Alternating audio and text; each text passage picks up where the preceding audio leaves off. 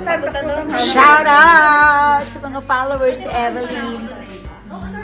See you tomorrow for the concert. Guest ako ni Sopronio. Front ako nila. Bye.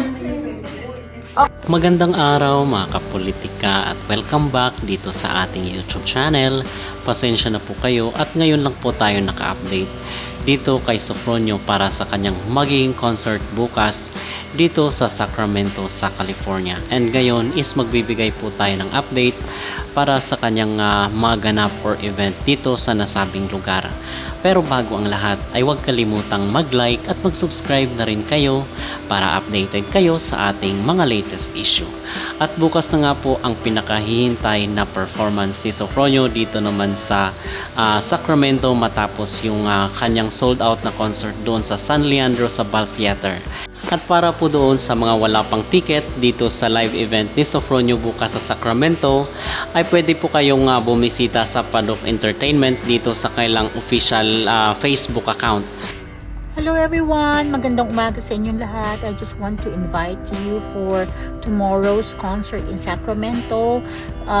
The Voice Grand winner Sopronio Vasquez will be performing.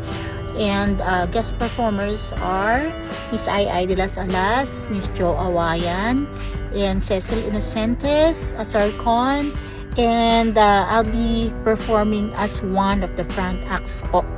So, inviting you tomorrow, Saturday, March 29 in Sacramento.